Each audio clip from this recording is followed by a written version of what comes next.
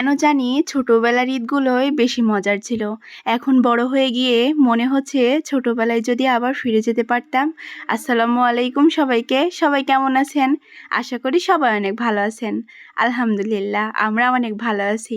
তো ঈদ মোবারক সবাইকে। সবাইকে ঈদুল আজহার অনেক অনেক বেশি শুভেচ্ছা। এর আগে ঈদ মানে হচ্ছে সকাল সকাল উঠে হাতে মেহেন্দি পরে গোসল করে নামাজ পড়ে সাজুগুজু করে গোটা পাড়া ঘুরে বেড়ানো।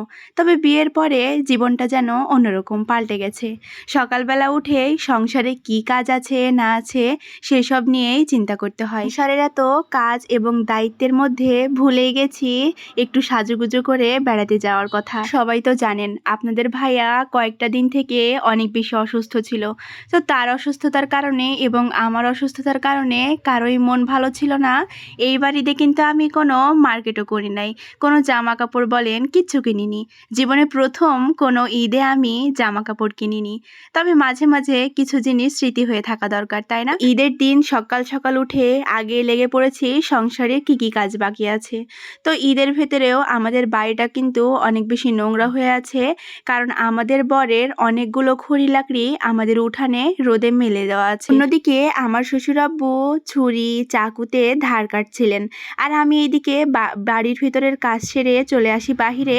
আমার নতুন চুলার পাটটা পলিথিন দিয়ে ঢেকে রেখেছিলাম, আর কাল রাতে কিন্তু প্রচুর পরিমাণে বৃষ্টি হয়েছে। একবার পরে আমার চুলার পাটটা যে এত সুন্দর লাগছিল দেখতে সেইটা আর কি বলবো। তবে অনেক ইচ্ছা ছিল ঈদের রান্না বান্না আজকে আমার শখের চুলার পাড়ে করব। তবে কি আর বলবো, দুপুরেও কিন্তু প্রচুর পরিমাণে বৃষ্টি আসে। তো কাজ বাজ সেরে আপনাদের ভাইয়াকে রেডি করিয়ে দিয়ে সে নামাজে চলে যাচ্ছিল, এবং বাড়িতে আমিও নামাজ আদায় করে নিই।